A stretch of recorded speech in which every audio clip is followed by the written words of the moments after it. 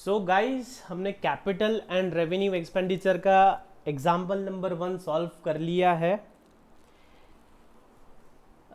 Detail में हमने समझा था कि कैपिटल एक्सपेंडिचर क्या होता है, रेवेन्यू एक्सपेंडिचर क्या होता है, कैपिटल रिसिप्ट क्या होती है, रेवेन्यू रिसिप्ट क्या होती है। ठीक है, इस पे हमने एक न्यूमेरिकल सॉल्व किया, एक इलस्ट्रेशन सॉल्व किया। ठीक इसी तरह से आपके एग्जाम्स में क्वेश्चन आने वाले। एग्जाम्स में इसी तरह से आपको एक कोई एक्सपेंडिचर दिया रहेगा और आपको आइडेंटिफाई करना होगा कि ये एक्सपेंडिचर कैपिटल नेचर का है या रेवेन्यू नेचर का है। देखो, एग्जाम में क्वेश्चन नंबर 1 जो आता है ना, वो होता है ट्रू एंड फॉल्स। तो ट्रू एंड फॉल्स दो दो मार्क्स का एक एक होता है। तो आपको ऐसा ही एक एग्जाम्पल दे दिया रहेगा कि ओवरऑल एक्सपेंस है और ये रेवेन्यू एक्सपेंडिचर है। तो आपको आइडेंटिफाई करना है कि वेदर इट इज ट्रू और फॉल्स। अच्छा, अगर ट्रू है तो ट्रू लिख दिया, फॉल्स है तो फॉल्स लिख दिया, 2 मार्क्स मिल गया। ऐसा है क्या? नहीं भैया जी, आपको 2 मार्क्स के लिए सवाल पूछा है, सिर्फ ट्रू या फॉल्स लिखने से बात नहीं बनेगी। आपको उसका डिटेल में रीजन देना पड़ेगा कि भैया जी ट्रू है तो क्यों ट्रू है और फॉल्स है तो क्यों फॉल्स है। ओके, तो आपको एक्सप्लेनेशन देना होगा। सो ये जो टॉपिक है कैपिटल एंड रेवेन्यू एक्सपेंडिचर, ये एग्जाम पॉइंट ऑफ व्यू से काफ़ी इंपॉर्टेंट है, तो ये हमें पढ़ना है। ठीक है, इलस्ट्रेशन 2 स्टार्ट करते इसका। State with reasons whether the following are capital और रेवेन्यू। कुछ एग्जांपल्स दिए, हमें देखना है कि ये कैपिटल है या रेवेन्यू है। Expenses incurred in connection with obtaining a licence for starting the factory for ₹10,000। हमें कोई फैक्ट्री स्टार्ट करनी थी भैया जी। फैक्ट्री स्टार्ट करने के लिए हमें 10,000 रुपया लाइसेंस का लग रहा है। लाइसेंस देखो, कई बार क्या होता है, कोई बिजनेस स्टार्ट करने के पहले हमें उसका लाइसेंस लगता है, रजिस्ट्रेशन लगता है। जैसे कि भैया जी इतना दूर क्यों जाते हो, हमारा सीए का प्रैक्टिस, अगर हम चार्टर्ड अकाउंटेंट है और हमें प्रैक्टिस करना है, हमें अपना ऑफिस चलाना है, तो हमें मेंबरशिप रजिस्ट्रेशन करना पड़ता है, मेंबरशिप के लिए अप्लाई करना पड़ता है, सर्टिफिकेट ऑफ प्रैक्टिस के लिए अप्लाई करना पड़ता है। तो मेंबरशिप के लिए जब हम अप्लाई करते हैं तब पैसा लगता है, रोकड़ा लगता है। ठीक उसी तरह जब हम सर्टिफिकेट ऑफ प्रैक्टिस के लिए अप्लाई करते हैं तब हमें पैसा लगता है। इतना ही नहीं साहब, इंस्टीट्यूट हमारा हर साल मेंबरशिप रिन्यूअल फीस भी मांगता है, सीओपी रिन्यूअल फीस भी मांगता है। तो अगर ये जो एक्सपेंस दिया है कि लाइसेंस ऑब्टेन करने से रिलेटेड जो खर्चा है, हमें फैक्ट्री स्टार्ट करना है और फैक्ट्री स्टार्ट करने के लिए हमें कुछ लाइसेंस लगते हैं, तो वो लाइसेंस ऑब्टेन करने के लिए हमने 10,000 रुपया दिया, तो ये कैपिटल होगा या रेवेन्यू होगा? अगर आप यूट्यूब पे देख रहे हो तो कमेंट में बताइए ये कैपिटल होगा या रेवेन्यू होगा। जल्दी से आपकी अटेंडेंस लगाइए अगर आप यूट्यूब पे देख रहे हो तो। अगर आप पेनड्राइव स्टूडेंट हो तो आपने आंसर देना है, यूट्यूब स्टूडेंट हो तो कमेंट करना है आपको चैट बॉक्स में। ये कैपिटल होगा या रेवेन्यू होगा, बोलो। ऑब्वियसली सर ये कैपिटल होगा। क्यों? ये हमारी फैक्ट्री स्टार्ट करने के लिए खर्चा है। ये कैसा खर्चा है? हमारी फैक्ट्री स्टार्ट करने के लिए, हमें बिजनेस स्टार्ट करना है। ठीक है, इनिशियल एक्सपेंडिचर है ये, तो इसीलिए ये क्या है? कैपिटल है साहब। Money paid ₹10,000 for obtaining license to start a factory is a capital expenditure. This is an item of expenditure incurred to acquire the right to carry on the business. भैया जी जरा ये बताना, अगर हमारे पास लाइसेंस नहीं होगा, हमें उस पर्टिकुलर बिजनेस का, उस फैक्ट्री का अगर हमारे पास लाइसेंस नहीं होगा तो क्या हम बिजनेस कर सकते हैं? क्या हम धंधा कर सकते हैं? नहीं कर सकते। तो ये हमारा एक राइट है, मतलब राइट ऑब्टेन करना है, बिजनेस स्टार्ट करने के से रिलेटेड ये खर्चा है। तो इसीलिए इसे हम क्या करेंगे? इसे हम कैपिटलाइज करेंगे, इसे हम कैपिटलाइज करेंगे। Okay, next, ₹1,000 paid for removal of inventory to a new site. हमने 1,000 रुपया दिया है, इन्वेंट्री को एक जगह से दूसरी जगह हमें शिफ्ट करनी है। हमने 1,000 रुपया पे किया है, हमें हमारी इन्वेंट्री एक गोडाउन से दूसरे गोडाउन में ले जानी है। तो क्या ये आपको लगता है ये कैपिटल है या रेवेन्यू है? क्या लगता है आपको ये? इससे क्या हमें कोई एंड्योरिंग बेनिफिट हो रहा है? नहीं हो रहा है। तो सीधा सीधा ये क्या जाएगा? Revenue expenditure. सीधा सीधा ये कहां चला जाएगा? Revenue expenditure. क्यों? इसकी वजह से हमें कोई एंड्योरिंग बेनिफिट नहीं हो रहा है, ना ही हमारे एसेट की वैल्यू बढ़ रही है, ना ही हमारे एसेट्स की वैल्यूएशन बढ़ रही है। Okay, next, rings and pistons of an engine were changed at a cost of ₹5,000 to get fuel efficiency. हमने हमारी जो मशीनरी है उसके कुछ स्पेयर पार्ट्स बदले, रिंग्स और पिस्टन्स नाम के कुछ स्पेयर पार्ट्स होते हैं बेसिकली। तो हमने हमारी मशीनरी में वो स्पेयर पार्ट्स चेंज किए, तो वो स्पेयर पार्ट्स जो चेंज करने का खर्चा आया, क्या उसे हम कैपिटल कहेंगे या रेवेन्यू कहेंगे? देखो, हमने वो जो 5 बातें सीखी थी ना, वो 5 बातें लगानी है हमें।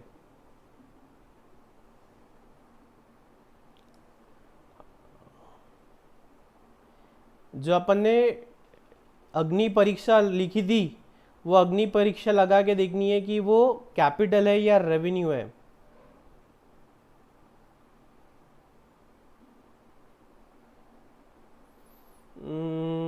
दिख नहीं रहा है, कहाँ लिखी थी? आपके बुक्स में है, आपको देखना है वो। चलो ये रही।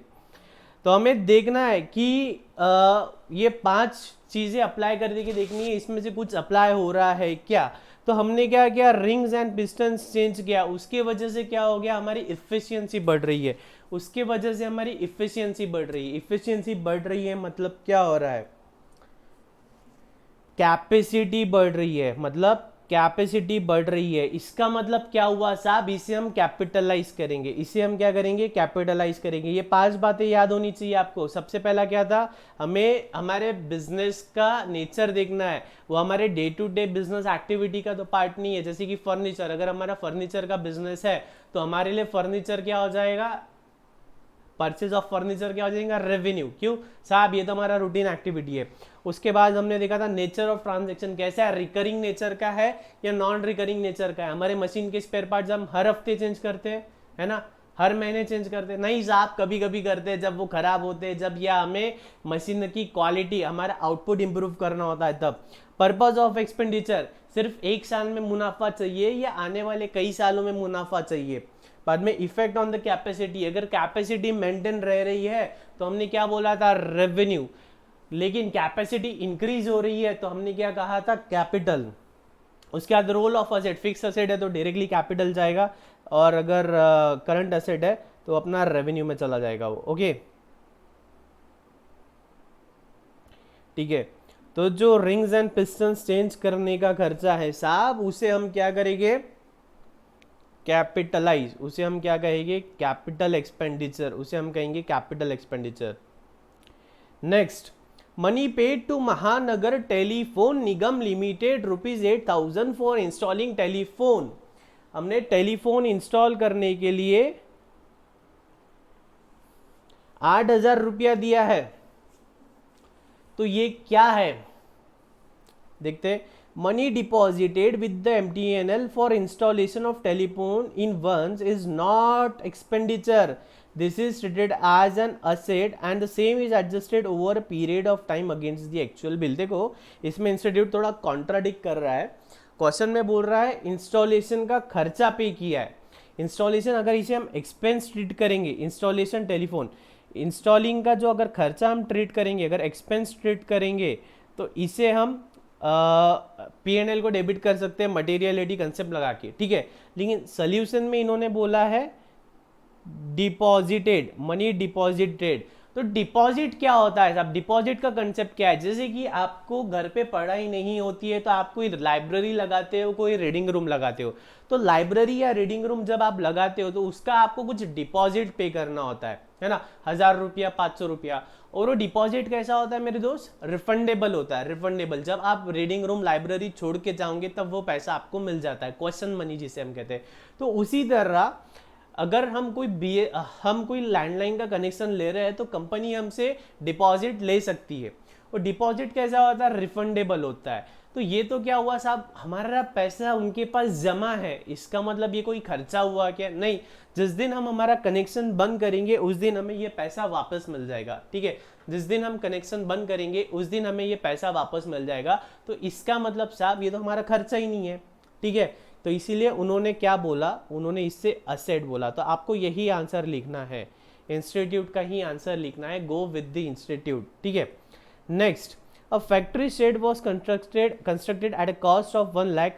A sum of ₹5,000 had been incurred in the construction of temporary heads for storing building material. तो साहब आपने कभी कभी देखा होगा, आप रास्ते से गुजर रहे होते हो, एक बड़ी मल्टी स्टोरी बिल्डिंग का काम शुरू होता है, लेकिन वो बिल्डिंग के बाजू में छोटी छोटी हट्स होती है, छोटी झोपड़ी होती है। वो क्यों होती है? बेसिकली जैसे कि वर्कर्स है, वर्कर्स लोग वहाँ रुकते हैं, या यूँ कहो कि जो हम मटेरियल लेके आते हैं, ईंट, सीमेंट, लोहा, सरिया, ये सारी चीज़ें हम उसमें स्टोर करके रखते हैं, ठीक है। तो ये जो खर्चा है वो घर बनाने, वो जो छोटी हट्स होती है, छोटी झोपड़ियाँ होती है, वो खर्चा कैपिटल नेचर का है या रेवेन्यू नेचर का है? बोलो पब्लिक, क्या लगता है आपको? आंसर दो, खुद से ट्राई करो। मैं तो बताऊंगा ही, हम तो बताएगी, और नोट्स में भी लिखा है, आपको एक ट्राई खुद से देना है, वो कैपिटल नेचर का हो रहा है या रेवेन्यू नेचर का हो रहा है? बोलो, क्या लग रहा है आपको? ऑब्वियस ही बात है साहब, वो कैपिटल नेचर का है। क्यों? क्योंकि वो खर्चा किस लिए वो खर्चा क्यों लगा है? क्योंकि हम बिल्डिंग बना रहे हैं, हम कुछ कंस्ट्रक्शन कर रहे हैं।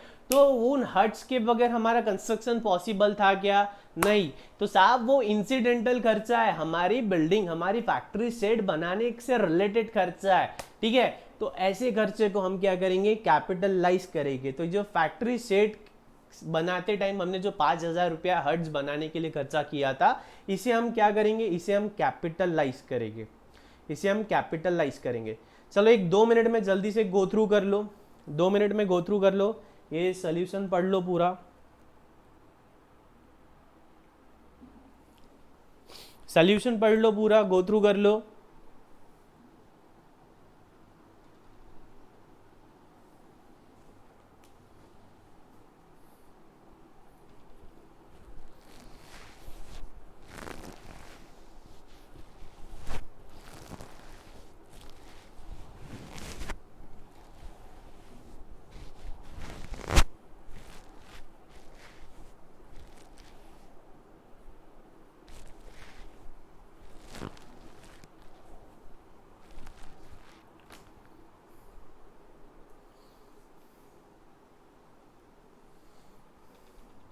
पढ़ लिया है? Okay. Capital receipt and revenue receipt हमने डिटेल में देखी है प्रीवियस टॉपिक में ही, प्रीवियस लेक्चर में ही। कैपिटल रिसिट क्या होती है, रेवेन्यू रिसिट क्या होती है, हमने इसका बहुत अच्छा डिस्टिंक्शन लिखा था, हमने अच्छी तरह से डेफिनेशन लिखी थी फ्लो चार्ट फॉर्म में। ये जो पूरा टॉपिक है 5 से 6 नंबर का आता है, 4 से 6 नंबर का आता है, इसका हमने 2 पेज का समरी बनाया है, और बहुत ही बेहतरीन समरी है। अगर आपने इसके पहले का वीडियो नहीं देखा है तो आपको वो वीडियो देखना होगा, तभी आपको ये वाला वीडियो समझ में आएगा। क्योंकि जो बेसिक फंडामेंटल्स है, जो कंसेप्ट है कैपिटल और रेवेन्यू का, वो हमने प्रीवियस वीडियो में कवर किया है। सो आपको इसके पहले का वीडियो देखना ज़रूरी है। उसमें हमने 2 पेज की एकदम बहुत झकास, बहुत ही सुपर्ब नोट्स बनाई है। सिर्फ अगर वो 2 पेज पढ़ लेते हो तो आपका कैपिटल, रेवेन्यू का रिसिट, एक्सपेंडिचर पूरा माइंड में आ जाएगा, मतलब आपके बॉडी में समा जाएगा। वो कभी आपको इस कंसेप्ट में दिक्कत आएगी नहीं। इसकी प्रीवियस, इसका पहले का लेक्चर आप देख लीजिए, और उसमें जो 2 पेज की हमने नोट्स बनाई है, जो फ्लो चार्ट्स बनाए हैं, अगर आप वो रट लो या वो समझ लो एक बार, वो आप आपके हाथ से लिख लो, तो मज़ा आ जाएगा। आप लाइफ में ये कंसेप्ट कभी नहीं भूलोगे। चलो देखते हैं इलस्ट्रेशन नंबर 3 क्या बोलता है। Good pictures limited constructs a cinema house and incurs the following expenditure, ठीक है। Second hand furniture worth ₹9,000 was purchased. Repainting of the furniture cost ₹1,000. The furniture was installed by own workmen. Wages for this being 200. तो हमें क्या करना है? ये 9,000 का हमने सेकेंड हैंड फर्नीचर लिया, 1,000 रुपये का उस पर पेंटिंग डेंटिंग किया, उससे चमचमाता नया बना दिया हमने, और 200 रुपया उसका इंस्टॉलेशन का लगाया। इंस्टॉलेशन किसने किया? हमारे ही लेबर ने किया। तो क्या करना है? 3 खर्चे बताए हैं, 9,000 का सेकेंड हैंड फर्नीचर, 1,000 का पेंटिंग डेंटिंग, और 200 रुपया उसे फिट करने का। तो क्या होगा? तो साहब आपने प्रीवियस टॉपिक में बोला था, हर वो खर्चा जो फिक्स्ड असेट्स को उसकी प्रेजेंट कंडीशन या लोकेशन में लाने तक का लगता है, उसे हम कैपिटलाइज करते हैं। तो इसमें हम हमारे बुक्स में फर्नीचर कितने में दिखाएंगे? 9,000 का सेकेंड हैंड, 9,000 प्लस 1,000 रुपया उसको चमचमाता नया बनाने के लिए, और 200 रुपया उसे इंस्टॉल करने के लिए। तो 10,200 रुपया हम कैपिटलाइज करेंगे, ठीक है। कैपिटलाइज 10,200। साहब बहुत इजी जा रहा है, एकदम मक्खन की तरह चल रहा है, पिस्टन हमने नवे डाल लिए एकदम। Expenses in connection with obtaining a license for running the cinema hall worth rupees 20,000. During the course of the year, the cinema company was rupees 1,000 for contravening rules. Renewal fees rupees 2,000 for next year also paid. 20,000 रुपया का अपन ने licence लिया था, 1,000 रुपया का अपने को penalty लगा, अपन ने कोई रूल ब्रिज किया था, उसके बाद में 2,000 रुपया अपन ने रिन्यूअल फीस भरा है. जो लाइसेंस होता है रिन्यूअल लगता है, जैसे कि अपना चार्टेड अकाउंटेंट का जो मेंबरशिप होता है वो हर साल की साल रिन्यू करना पड़ता है. सीओपी का फीस भरना पड़ता है, मेंबरशिप का फीस भरना पड़ता है, रिन्यूअल करना होता है. तो ये खर्चों को क्या करेंगे, चलो देख लेते हैं. Licence for running the cinema house is necessary, hence its cost should be capitalise. Licence नहीं होगा तो हम बिजनेस कर सकेंगे क्या? हमने प्रीवियस क्वेश्चन में ही पहला पॉइंट देख लिया था. नहीं सर, बिजनेस करने के लिए इसेंशियल चीज है वो. तो लाइसेंस का जो 10,000 हमने भरा है वो तो कैपिटलाइज होगा, लेकिन जो फाइन लगा है वो तो रेवेन्यू नेचर का है ना. फाइन लगने से आपको कोई बेनिफिट हो रहा है क्या? लॉन्ग टर्म एंड्योरिंग बेनिफिट हो रहा है क्या? नहीं हो रहा है ना. तो साहब वो क्या हो गया? रेवेन्यू हो गया. लेकिन the renewal fees for the next year is also revenue expenditure. Renewal fees, sir ये तो रिन्यूअल फीस है, कैसी है? रिकरिंग है, नॉन रिकरिंग है? रिकरिंग है, नॉन रिकरिंग है? सर रिकरिंग है, हर साल पे करनी होती है. रिकरिंग है, हर साल पे करनी होती है, इसीलिए ये क्या हो गई? हमारी रेवेन्यू एक्सपेंडिचर हो गया. Fire insurance 1,000 was paid on 1 October 2015 for 1 year. Fire insurance हमने 1,000 रुपया भरा है 1 अक्टूबर को 1 साल के लिए. तो इसे क्या करेंगे, क्या करना चाहिए? क्या लगता है आपको? क्या बोलती है पब्लिक? आपके साथ आज चाय पे चर्चा हो रही है, बोलो जल्दी जल्दी, दिमाग लगाओ. बुक्स में तो लिखा ही है, दिमाग लगाओ. आपके हिसाब से बताओ फायर इंश्योरेंस का खर्चा क्या करेंगे? 1,000 का फायर इंश्योरेंस हमने निकाला है, आग लग जाती है, आग लग गई तो फिर हमें इंश्योरेंस कंपनी से पैसा मिलता है. पैसा मिलता है मतलब पैसा मिलता है मतलब आग लगा दो पैसा मिलेगा, ऐसा नहीं है. जो अपना नुकसान होता है वो नुकसान का भरपाई करके मिलता है अपने को, ठीक है. पूरा नहीं मिलता है, उसमें कम मिलता है ना. तो चलो सर आग लगा देते, बिजनेस तो चल नहीं रहा है, आग लगा के पैसा कमा लेंगे इंश्योरेंस कंपनी से. ऐसा नहीं होता है मेरे दोस्त. क्या लगता है आपको क्या होना चाहिए?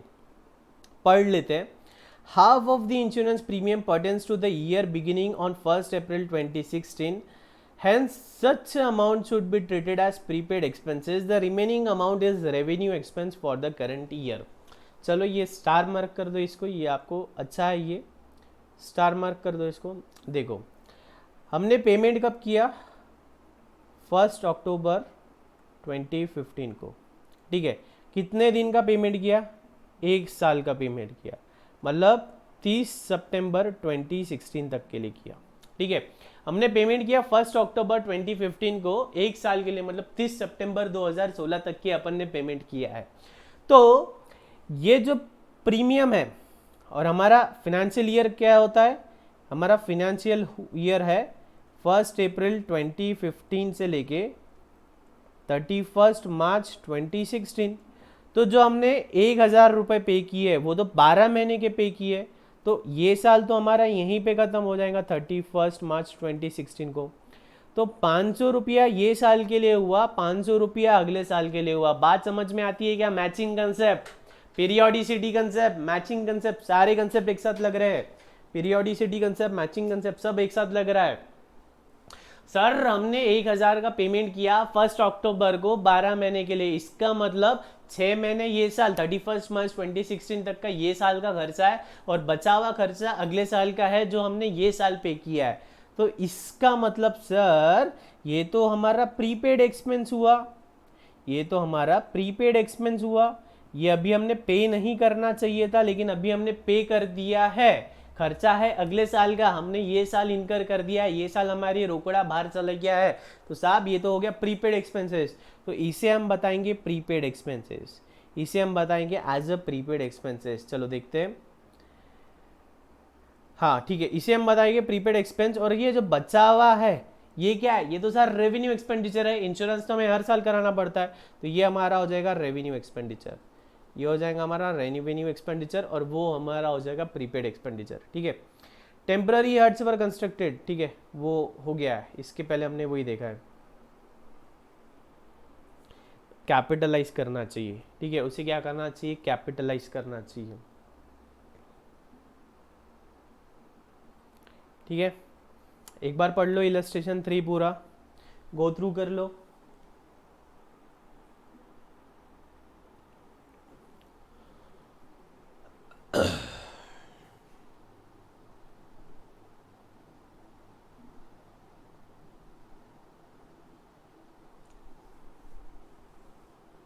एक एक क्वेश्चन पढ़ लो, एक एक आंसर पढ़ लो उसका।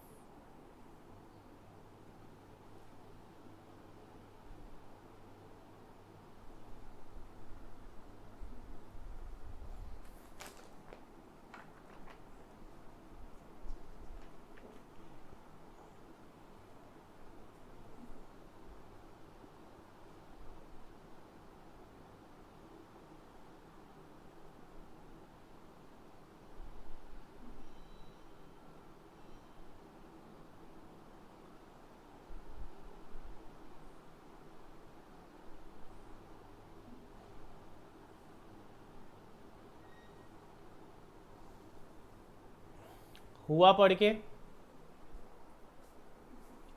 हुआ पढ़ के।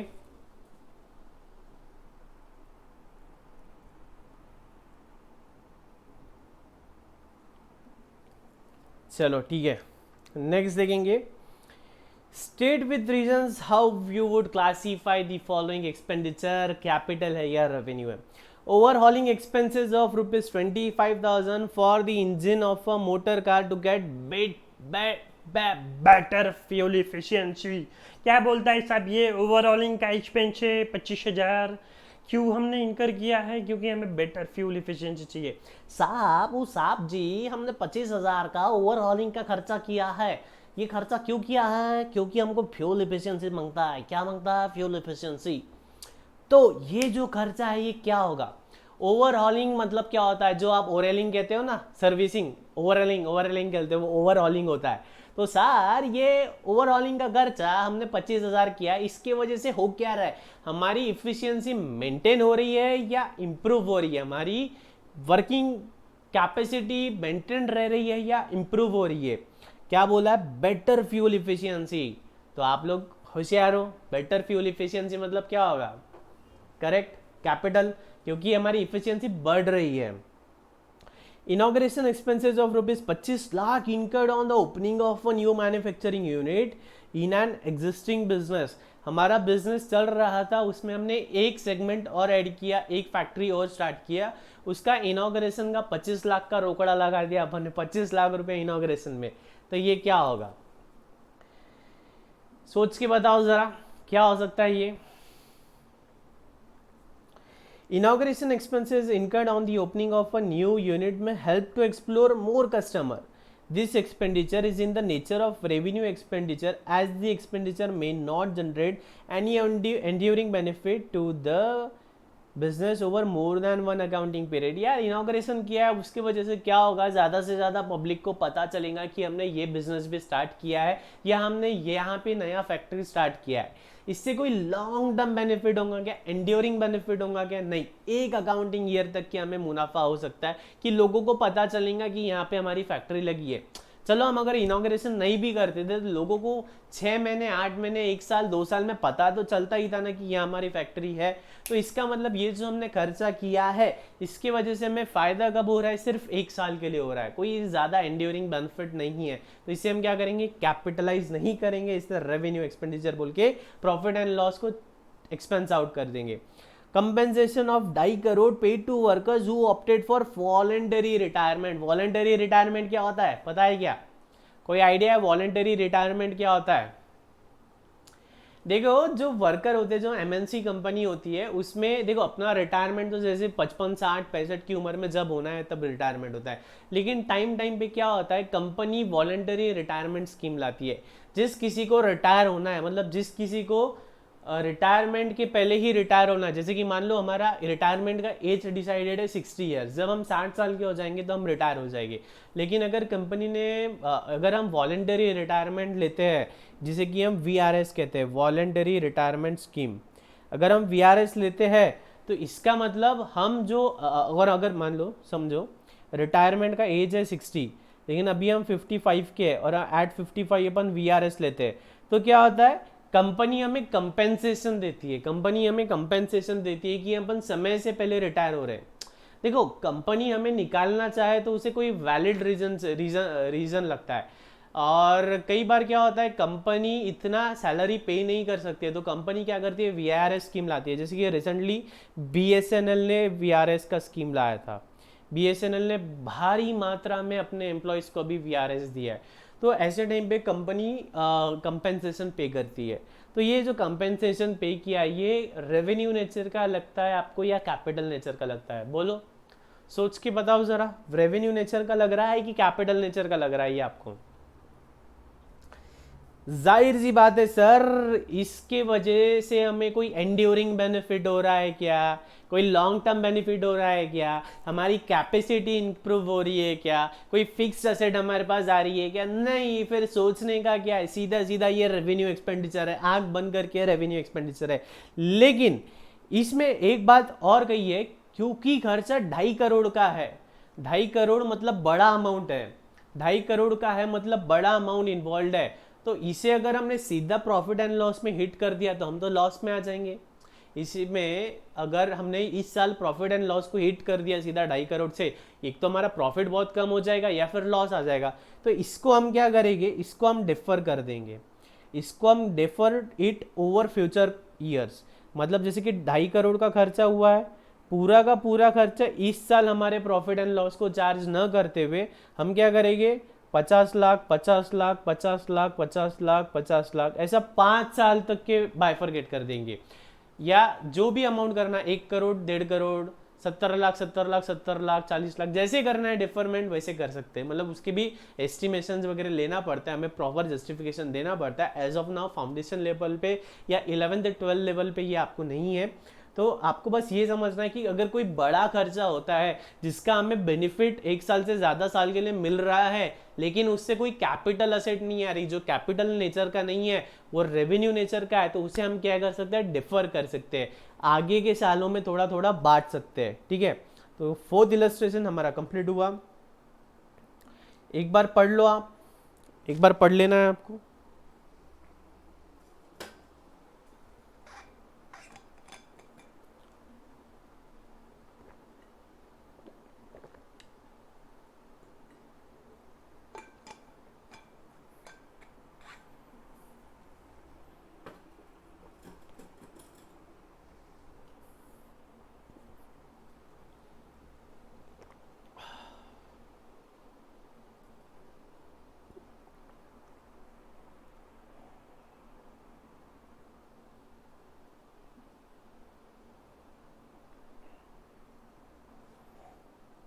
ठीक है, पढ़ लिया।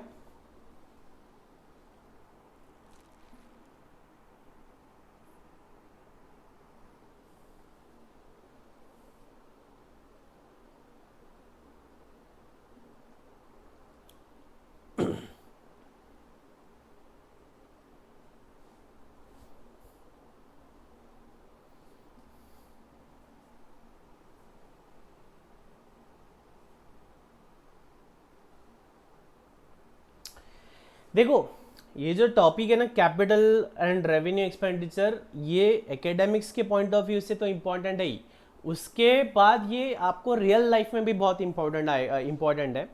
इसका रीज़न मैं बताता हूँ, एक रियल लाइफ एग्जांपल बताता हूँ, हमारा प्रैक्टिकल जो हुआ था हमारे साथ, मैं वो बताता हूँ।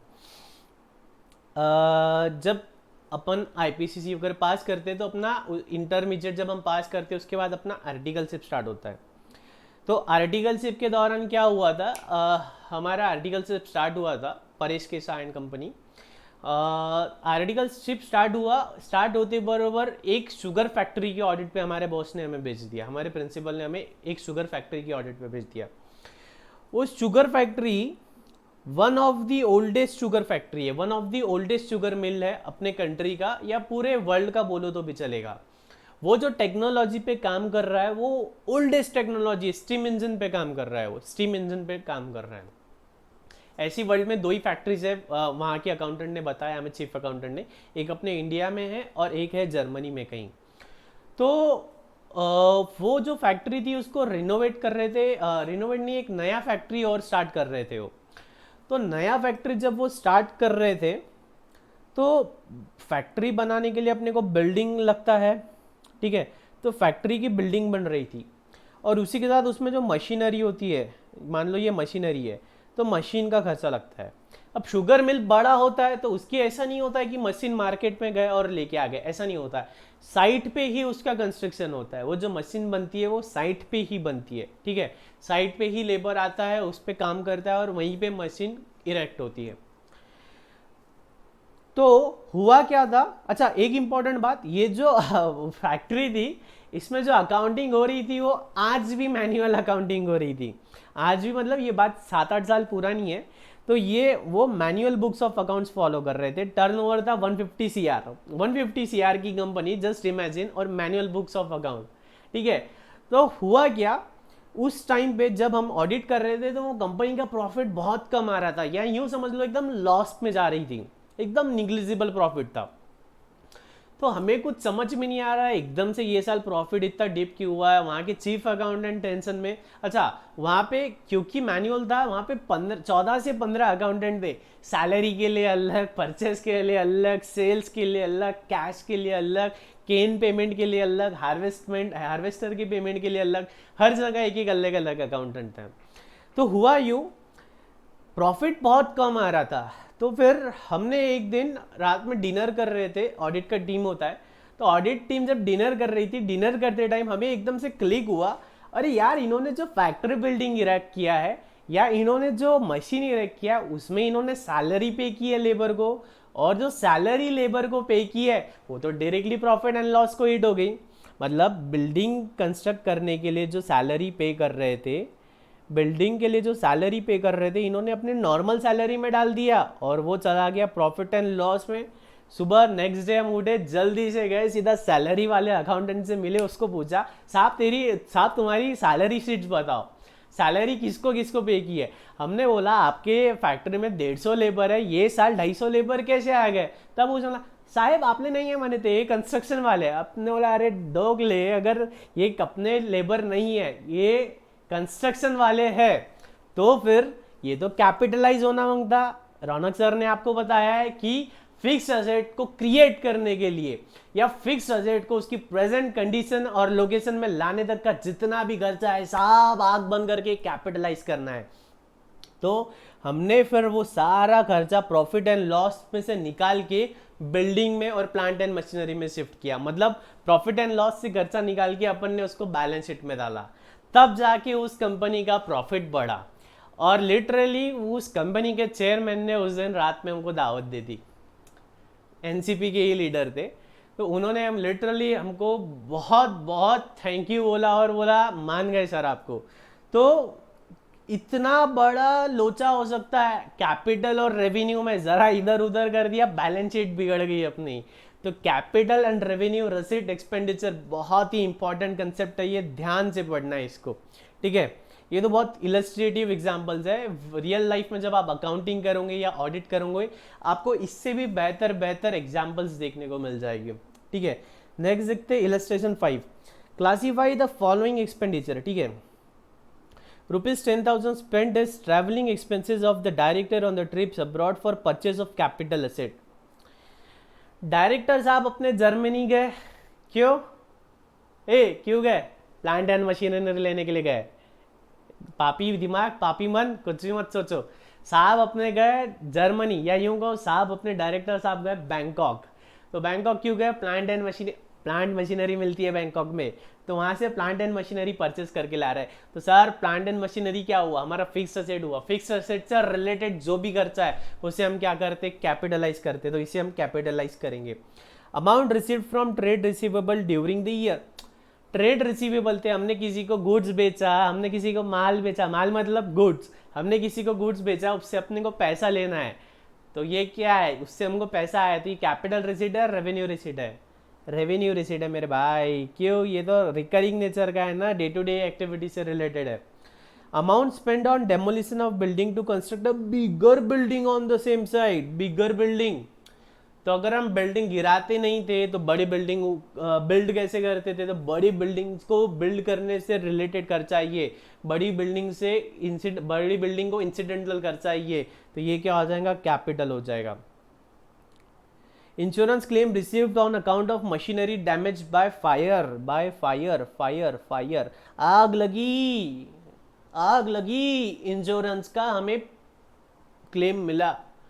क्लेम क्यों मिला, मशीन में आग लगी, मशीन क्या है, कैपिटल एसेट है, कैपिटल एसेट से रिलेटेड इनकम हो रही है, तो क्या बोल देंगे, कैपिटल रिसिट बोल देंगे, क्या बोल देंगे उससे अपन, कैपिटल रिसिट बोल देंगे, ठीक है, ओके।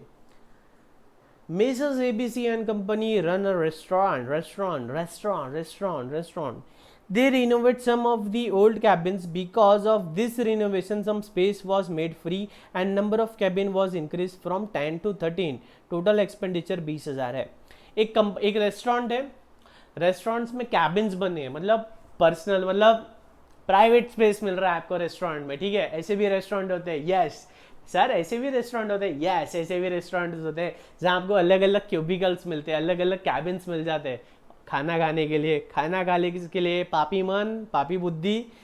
तो हमने कुछ रिनोवेशन किया, उस रिनोवेशन के वजह से 10 की जगह 13 कैबिन्स हो गए, मतलब ज़्यादा टेबल लग गए, मतलब हमारी इफिशियंसी बढ़ गई, इफिशियंसी बढ़ गई मतलब क्या हो गया, capital expenditure, yes. Mrs. New Delhi Financing Company sold certain goods on installment payment basis. 5 customers did not pay installment. To recover such outstanding installment, the firm spent rupees 10,000 on account of legal expenses. हमने instalment पे EMI पे कुछ goods बेचे, जैसे कि समझ लो अपन ने EMI पे कार बेची है, अब कुछ लोगों ने ईएमआई टाइम पे नहीं की, तो वो ईएमआई रिकवर करने के लिए अपन ने दादा लोग को भेजा, भाई लोग को भेजा ईएमआई वसूल करने के लिए, या लीगल नोटिसेस भेजी, हमने लॉयर को भेजा, लीगल वे में हमने वो पैसा वसूल किया, तो लीगल फीस हमारी लग गई 10,000, तो ये कैपिटल हो गया या रेवेन्यू हो गया। खर्चा क्यों किया है अपन ने, रिकवरी के लिए, रिकवरी कौन सी है, करंट असेट वाली है, डेटर्स वाली रिकवरी है, तो ये क्या हो गया, रेवेन्यू एक्सपेंडिचर हो गया, ये क्या हो गया, रेवेन्यू एक्सपेंडिचर। अब मेरे दोस्त कृपा करके एक्सपेंडिचर को ऐसे याद नहीं करना है, sir legal fees capital, salary revenue, ऐसा कभी याद नहीं करना है, ऐसा होता तो फिर बात ही क्या होती, रौनक सर का तो कुछ काम ही नहीं था, एक लिस्ट ले लेते थे एक्सपेंडिचर की और रट लेते थे कि कौन सा कैपिटल है कौन सा रेवेन्यू है। तो कृपा करके मेरे दोस्त, कृपा करके मेरे भाई, ऐसे याद नहीं करना है कि कौन सा कैपिटल है, ये expenditure, legal, capital, salary, revenue, rent, revenue, ऐसा याद नहीं करना है, वो लॉजिक लगाना है, 5 ब्रह्मास्त्र लगाने हैं, जो अपन ने 5 ब्रह्मास्त्र पढ़े वो लगाने हैं उस पर, ठीक है, उसी के बाद देखना है। तो ये लीगल फीस जो अपन ने पे की है, ये क्यों पे की है, क्योंकि अपने को रिकवरी करनी थी, तो ये क्या हो गया, रेवेन्यू नेचर का हो गया। Mrs. Ballab and Company of Delhi purchased a machinery from Mrs. Shah and Company of Ahmedabad, 40,000 for transportation. ए भाई ये क्या बोल दिया, ये कितना चिल्लर चिल्लर चिल्लर कैसी बात कर रही है, आपकी तौहीन कर रहा है, ऐसे सवाल आपकी तौहीन कर रहा है, इतना सिंपल 4 बार पढ़ लिया अपन ने, एसी का एग्जाम्पल लिया था, ट्रांसपोर्टेशन का खर्चा क्या करेगा, कैपिटलाइज करेगा मेरे दोस्त, कैपिटलाइज करेंगे। Any expenditure incurred to bring the fixed asset to its present condition and location, उसको क्या करते हैं, कैपिटलाइज करते हैं। तो ये 40,000 कैपिटलाइज हो जाएगा, देख लो, पढ़ लो, 3 4 5 6 3 न्यूमेरिकल, 3 इलस्ट्रेशन अभी अपन ने कंप्लीट किए, वो तीनों आपको सक्सेसफुली पढ़ना है। इसी के साथ साथ हमारा टॉपिक कंप्लीट हो जाएगा।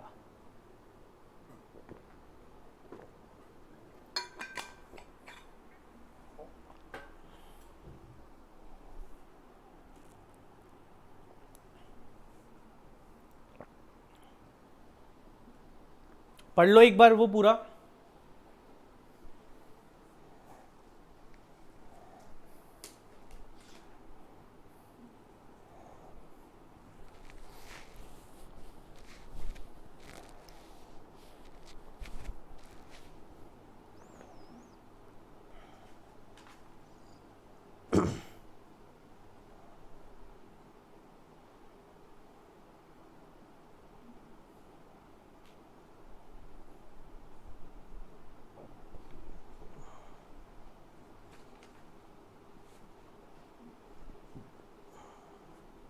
पढ़ लेना है अच्छे से एक बार।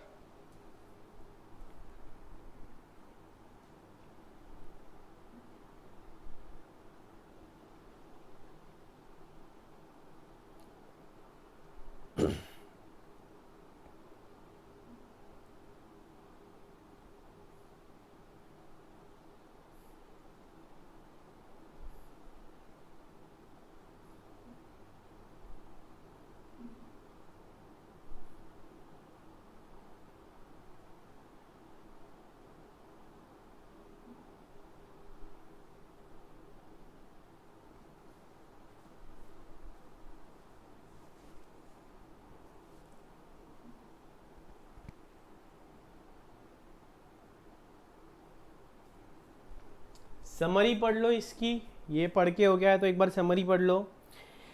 किसी भी हालत में एक बात ध्यान में रखना, जो हम पढ़ते हैं क्लास में वो सेम डे ही अपन ने कंप्लीट कर लेना है। जो भी अपन ने पढ़ाई की है वो सेम डे ही पढ़ लिया तो क्या होता है, आपके माइंड में वो फिट हो जाता है। Same day with in 24 hours अगर आप रिवाइज कर लेते हो तो आपको ये बाद में आप 1 महीने बाद 2 महीने बाद पढ़ो तो भी याद रहेगा। अगर आप ऐसा कर रहे हो कि सर बस हम लेक्चर देख लेते हैं, पहले पूरे लेक्चर खत्म कर लेते हैं फिर बाद में पढ़ाई करेंगे, तो बस बाबा जी का टुल्लू, कुछ भी याद नहीं रहेगा। लेक्चर के साथ साथ डेली रिवीजन जरूरी है। अगर आप डेली रिवीजन कर रहे हो तभी आपको इन लेक्चर्स का फ्रूट मिलेगा। अगर आप बोल रहे हो कि सर हम सिर्फ आ रहे हैं, सुन रहे हैं, पूरा लेक्चर खत्म करेंगे उसके बाद पढ़ाई करेंगे, वहाँ कसम साहब क्या प्रवचन है, मक्खन के जैसा पढ़ा रहे साहब, सब समझ में आ रहा, मज़ा आ रहा सर, अकाउंटेंसी अरे है क्या समझ रहे अपने को, मक्खन जैसा सिखा रहे साहब। बाद में जब आप 2 महीने बाद 3 महीने बाद बुक खोलोगे ना, बाबा जी का टुल्लू, हे काय शिकवला, अरे त्या गार्डन काय शिकवला, अरे क्या सिखाया रौनक सर ने, मेरा उद्धार करोगे आप। अगर आप आज की आज या विद इन 24 आवर्स अगर आप रिवीजन नहीं कर रहे हो तो मार्क माय वर्ड्स 2 महीने बाद आप मुझे गालियाँ दोगे। मुझे ही नहीं, हर फैकल्टी के साथ यही है। अगर आप डेली रिवीजन नहीं कर रहे हो तो ये कोचिंग क्लास का, ये लेक्चर्स का कुछ भी मतलब नहीं है। आपको डेली मल्टीपल रिविजन्स करने ही करने हैं। The key to success is smart study and smart study includes multiple revision. अगर आप रिविजन कर रहे हो तब भी आपको लेक्चर्स का, क्लासेस का बेनिफिट है। नहीं तो फिर आप तो बस प्रवचन की तरह आ रहे हो, बैठ रहे हो, सुन रहे हो, आहा क्या मस्त बोल रहा है, सुन रहे हो, खत्म कर रहे हो। पन्ने पलटाने से कुछ नहीं होगा, पन्नों को पढ़ना पड़ेगा, उसे अपने बॉडी में ग्रहण करना पड़ेगा, बॉडी के अंदर लेना होगा ये सारी चीज़ें। तो आपको अच्छे से पढ़ना है, रिवीजन करना है। अगर आप रिवीजन कर रहे हो तो ही आपको इन क्लासेस का, लेक्चर्स का बेनिफिट है, एल्स बाबा जी का तुल्लो। ठीक है, ये एक्सरसाइज सॉल्व करनी है आपको। डोंट लिमिट योर सेल्फ, आहा क्या मस्त बोला है, don't limit your self, many people limit themselves to what they think they can do, you can go as far as your mind lets you, what you believe remember you can achieve. Mary Kay Ash ये क्या बोलते हैं कि अपनी सीमाओं को, अपनी limitations को इतना ऊंचा बना लो, मतलब अपनी लिमिटेशंस इतनी ऊंची रखो, जितनी ऊंची आपकी लिमिटेशंस रखोगे उतना ऊंचा आप उड़ सकोगे। या ये तो एक स्टेप आगे बोलते हैं कि अपने आप को किसी लिमिटेशन में नहीं रखना है, जो जो आप सोच सकते हो वो मुमकिन है। अगर आप सोच सकते हो कि मैं 2 महीने में अकाउंट्स पढ़ लूंगा तो ये भी मुमकिन है, और अगर आप सोचते हो कि मैं 2 महीने में अकाउंट्स नहीं पढ़ सकता तो ये भी मुमकिन है। तो जैसी सोच है वैसे ही आपका आउटपुट मिलेगा। जो आप सोचते हो वो होगा ही होगा, लॉ ऑफ अट्रैक्शन। जो भी आपने सोचा है वही होगा। अगर आप पॉजिटिव सोच रहे हो तो पॉजिटिव होगा, अगर आप नेगेटिव सोच रहे हो, निराशाजनक बातें कर रहे हो, निराशाजनक सोच रहे हो तो निराशा ही हाथ लगेगी। अगर आप सोच रहे हो कि मुझसे नहीं हो पाएगा तो नहीं हो पाएगा, तूने ही बोला ना मुझसे नहीं हो पाएगा, तो फिर क्या मिरेकल थोड़ी होगा, एग्जाम में कोई जादू थोड़ी होगा। अरे भाई तू खुद बोल रहा है मुझसे नहीं हो पाएगा, तो क्या भगवान आके पेपर लिखेगा क्या? नहीं होगा तो नहीं होगा। अगर तुम बोल रहे हो मुझसे हो पाएगा, मैं पहले अटेम्प्ट में सीए बनूंगा, मैं अकाउंट्स में 11-12 फाउंडेशन हर लेवल पे अच्छे मार्क्स लाऊंगा, अगर आप ऐसा सोच रहे हो और सोच के उस डायरेक्शन में मेहनत कर रहे हो तो डेफिनेटली आप अच्छा स्कोर लाओगे। ठीक है, here I am CA Raunak Agarwal signing off, take care, love you all, bye bye. पढ़ते रहना है।